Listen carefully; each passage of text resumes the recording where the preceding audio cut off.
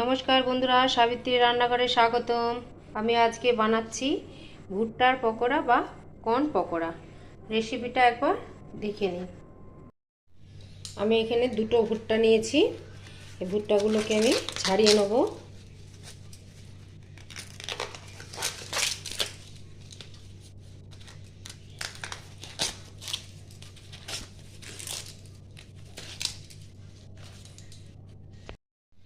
দুটো ভুট্টা আমার ছাড়ানো হয়ে গেছে।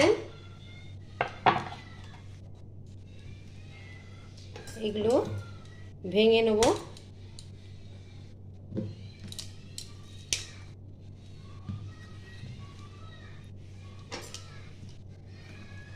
দিয়ে এইভাবে ছোট ছোট করে আমি কাটবো, যাতে না গোটা ভুট্টাগুলো রয়ে যায়।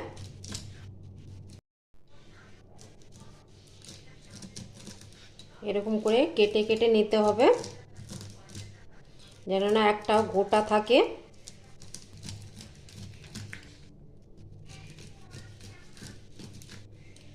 এইভাবেই আমি সবগুলোই করে নেব।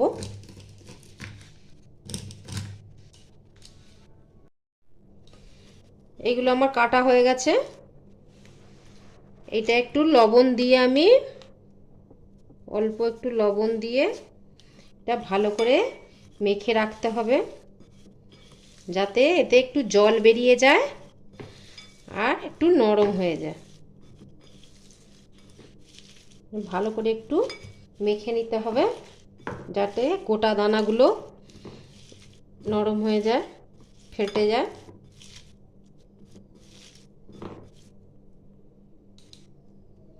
এবার এটা 5 মিনিটের জন্য আমি ঢাকা দিয়ে রাখছি। 5 মিনিট পরে আমি এটা দেখছি, অনেকটা জল জল হয়ে গেছে।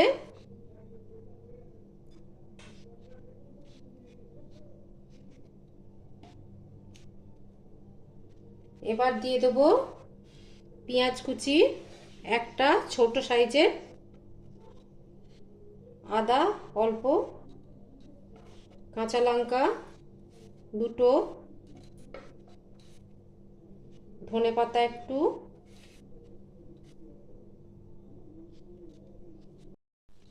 দিয়ে দেবো অল্প পরিমাণে হলুদ,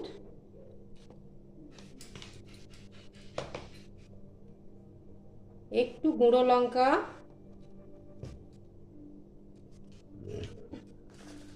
অল্প গোটা জিরে,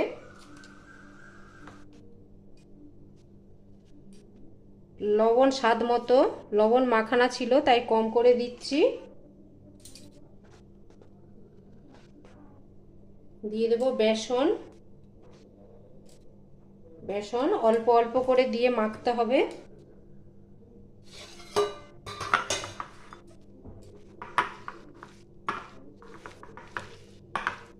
একবারে দিলে হবে না,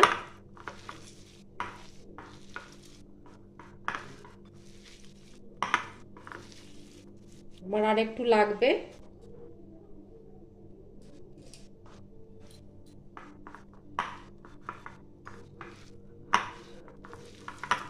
জল কিন্তু আমি একদমই দেবো না।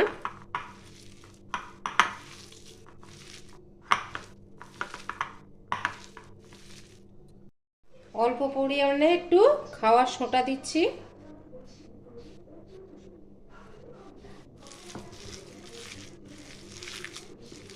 এখন শক্ত শক্ত হবে।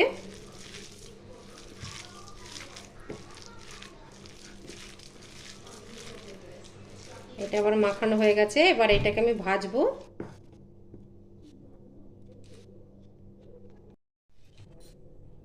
আমি একটা কড়াই বসিয়ে দিয়েছি, তেলও দিয়ে দিয়েছি।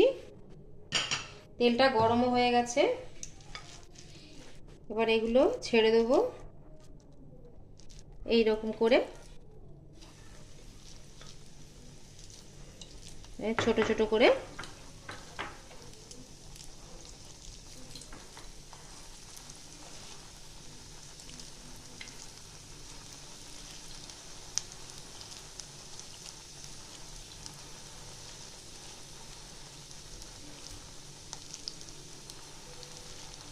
ছোট ছোট দিলে ভালো ভাজা হবে।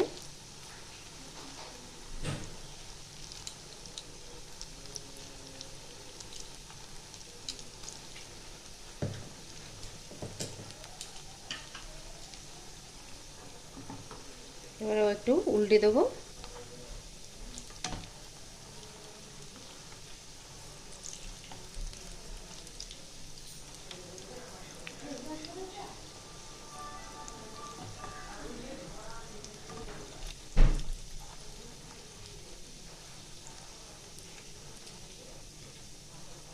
এটা একটু 2-1 মিনিট ভাজা হবে ভালো করে, আর মিডিয়াম টু লো ফ্লেমে ভাজতে হবে।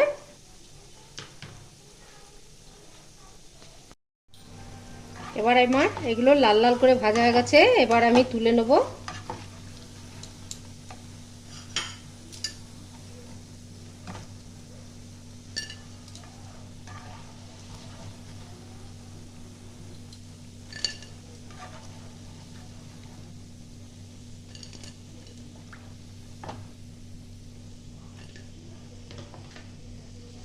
এই যে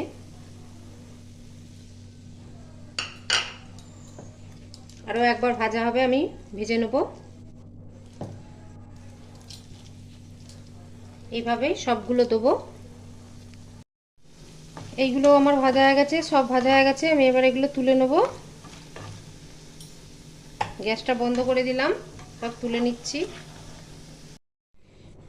সন্ধেবেলা চায়ের সাথে এই পকোড়াটা খেতে খুব ভালো লাগবে।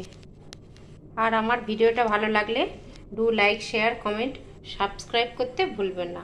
চলো দেখা হচ্ছে পরে রান্না নিয়ে। টাটা।